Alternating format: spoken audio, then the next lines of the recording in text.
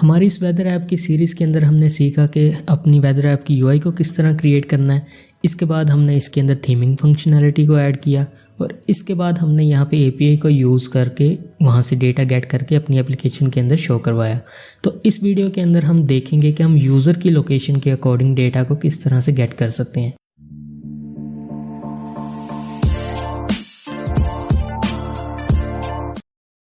तो यूज़र की location gate करने के लिए सबसे पहले आपको pub.app पे आना पड़ेगा और यहाँ पर आपको ये जियो लोकेटर पैकेज को सर्च करना पड़ेगा। इसके बाद इसको ओपन करेंगे तो ये सारी इसकी डॉक्यूमेंटेशन है, ये मैं आपको अभी सारा बताता हूँ।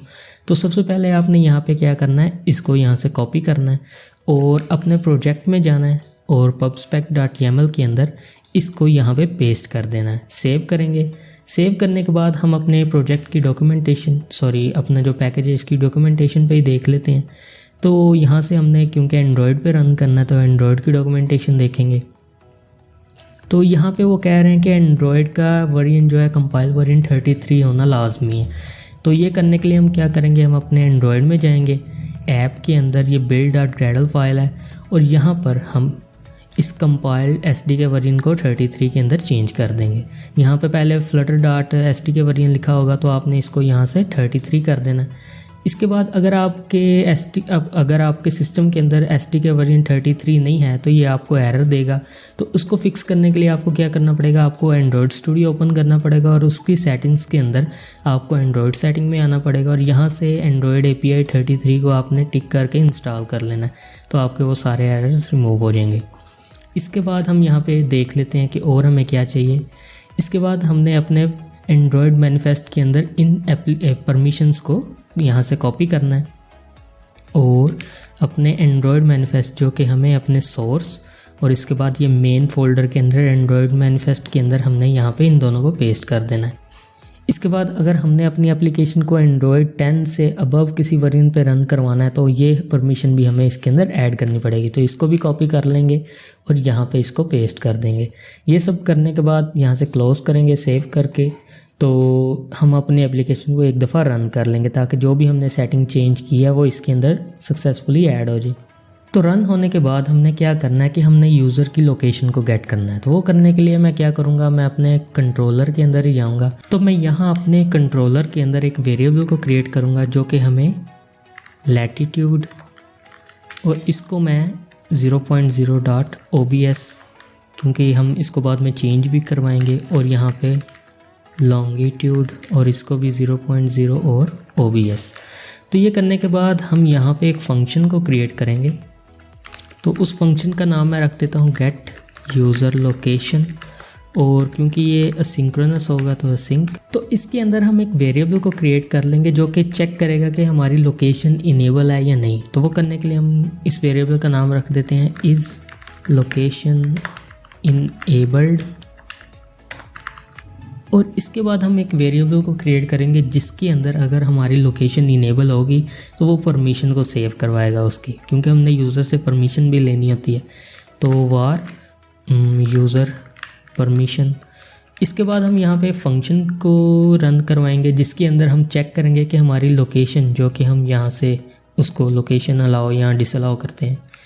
तो हम यहाँ पे करेंगे geo locator dot is location service enabled. तो ये क्या चेक करेगा कि हमारी लोकेशन इनेबल है या नहीं। तो हम इसको अपने इज़ लोकेशन इनेबल्ड वेरिएबल के अंदर और साथ अवेट, क्योंकि यहाँ से रिस्पॉन्स आने में थोड़ा टाइम लगेगा तो हम यहाँ पे थोड़ा वेट कर लेंगे। तो अभी यहाँ पे वो चेक करेगा कि इनेबल है या नहीं। तो अगर हमारी ये जो सर्विस है ये इनेबल नहीं होगी, यहाँ पे नॉट, तो अगर ये इनेबल नहीं होगी तो मैं रिटर्न करवाना चाहता हूँ फ्यूचर डॉट एरर और यहाँ पे मैं कर देता हूँ लोकेशन इज़ नॉट इनेबल्ड। तो यहीं पे हमारा फंक्शन जो है वो क्लोज़ हो जाएगा। तो अगर हमारी लोकेशन इनेबल होती है तो उसके बाद हमने क्या करना है, हमने यूज़र से परमिशन गेट करनी है। तो वो करने के लिए हम जियो लोकेटर डॉट चेक परमिशन, तो हम यूज़र से परमिशन चेक करेंगे, गेट करेंगे। तो वो मैं किसके अंदर सेव करवाना चाहता हूँ, मैं इस यूज़र परमिशन के अंदर इसको गेट करवाऊँगा।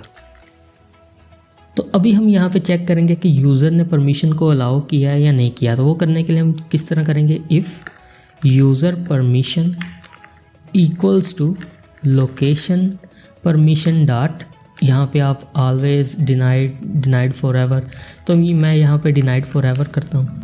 तो अगर ने पक्की उसको क्लोज़ कर दिया कि भाई दोबारा से वो परमिशन वहाँ पे शो ही ना हो, तो जब इस कंडीशन के अंदर हम चले जाएंगे तो मैं यहाँ पे रिटर्न फ्यूचर डॉट एरर, और इसके अंदर मैं करवा दूँगा कि permission is denied for ever.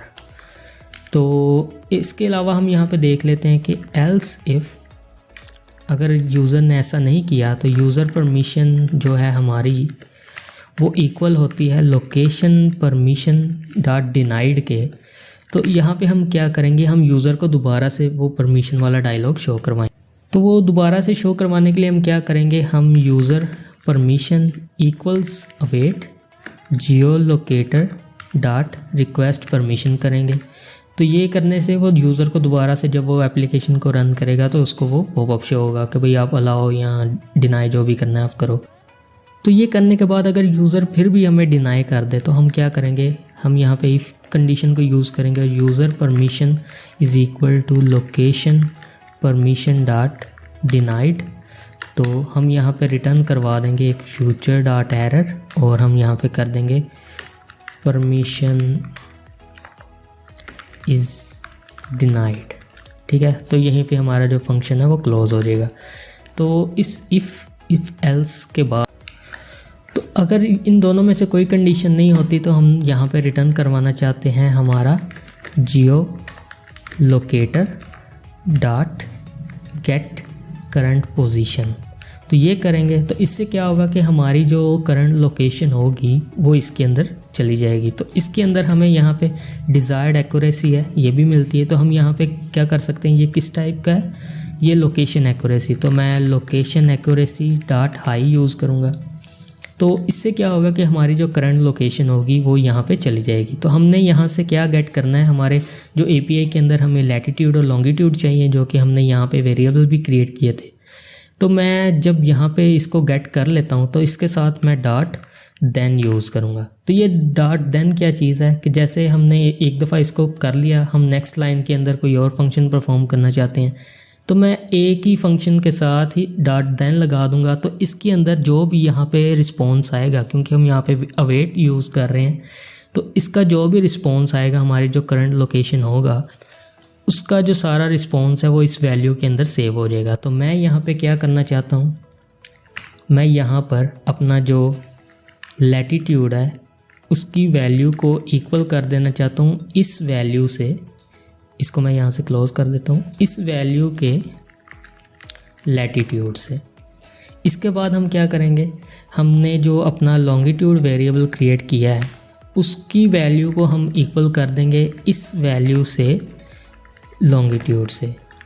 ठीक है, तो इससे क्या होगा, हम एक दफ़ा इस पूरे फंक्शन को देख लेते हैं। तो हमने यहाँ पे ये दो वेरिएबल्स को क्रिएट किया जो कि ऑब्जर्वेबल हैं। इसके बाद हमने एक फ़ंक्शन को क्रिएट किया जिसके अंदर ये एक इज़ लोकेशन इनेबल्ड का वेरिएबल है और यहाँ पे ये लोकेशन परमिशन का वेरिएबल है। इसके बाद हमने यहाँ पे चेक किया कि अगर हमारी लोकेशन इनेबल है या नहीं, तो वो चेक करके हमारे इस लोकेशन इनेबल के अंदर सेव करवाएगा। तो अगर हमारा लोकेशन इनेबल नहीं है तो ये फंक्शन यहीं पे ख़त्म हो जाएगा। तो अगर हमारी लोकेशन इनेबल है तो यूज़र को हमने पॉपअप शो करवाना है जिसके अंदर वो इस परमिशन को अलाउ या डिनाई करे।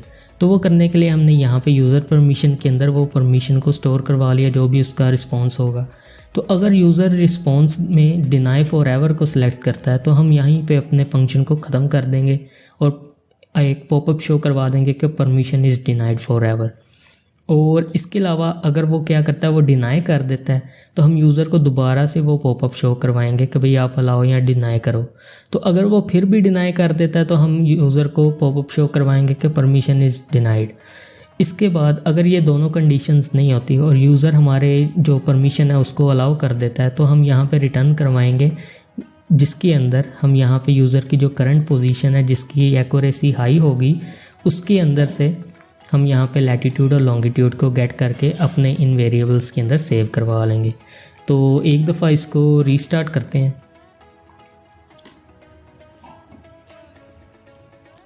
तो रीस्टार्ट करने के बाद ये डेटा हमारे पास आ चुका है। तो अभी हमने क्या करना है, हमने यहाँ पर अपने API सर्विसेज के अंदर हमने ये सर्विसेज के अंदर यहाँ पे लिंक्स को पास किया था। तो अभी हम यहाँ पे क्या करेंगे, हम यहाँ पे जहाँ पे ये लिंक पास कर रहे हैं, हम इस फंक्शन को दो चीज़ें पास करेंगे। एक तो होगा हमारा लैटिट्यूड और दूसरा होगा हमारा लॉन्गिट्यूड। तो इसके बाद हम क्या करेंगे, हम इसके अंदर एक वेरिएबल क्रिएट कर लेते हैं लिंक, और इस सारे को यहाँ से सिलेक्ट करके और इसके अंदर पेस्ट करवा देंगे।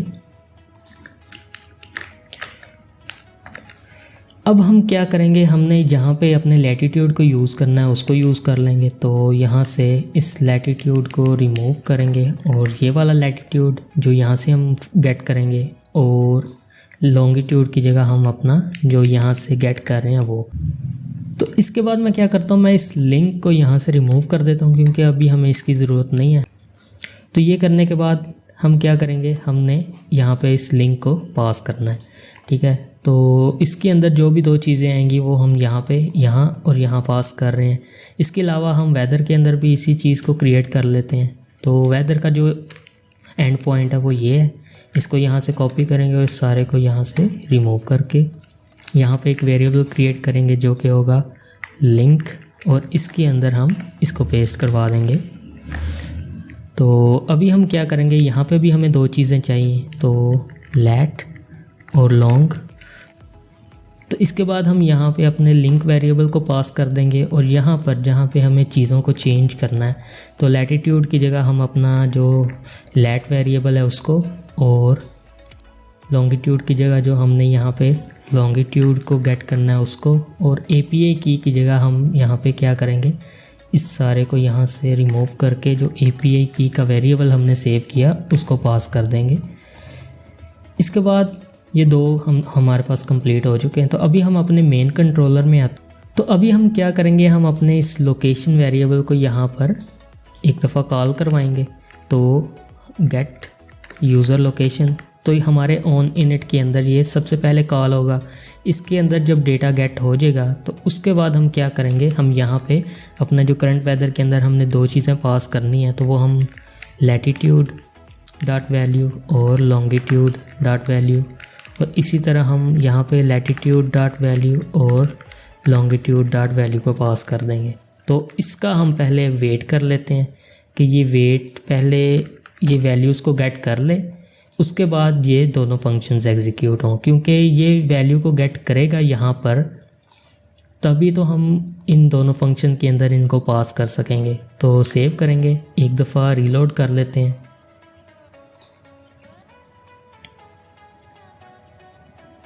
तो रीलोड करने के बाद यहाँ पे एरर आ रहा है कि वो कहते हैं कि no implementation found for method is service enabled on channel this.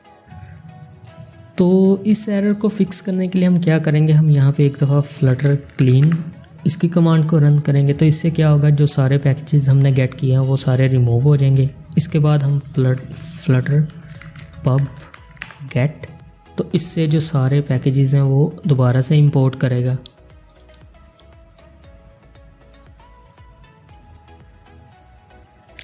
तो ये इंपोर्ट करने के बाद सारे एरर्स रिमूव हो चुके हैं। तो अभी हम इसको यहाँ पे रन करते हैं।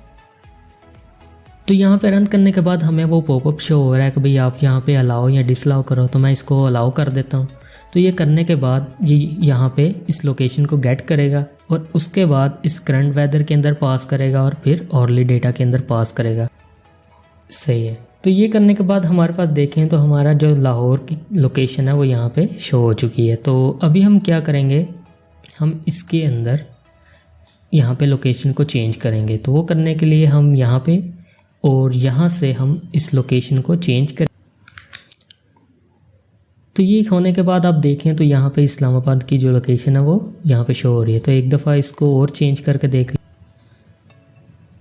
तो यहाँ से हम इसकी लोकेशन को सेट कर देंगे। तो अभी हमारी लोकेशन है हरिपुर। तो इसको एक दफ़ा से यहाँ पे क्लोज़ करके तो यहाँ से एक दफ़ा रीस्टार्ट करेंगे।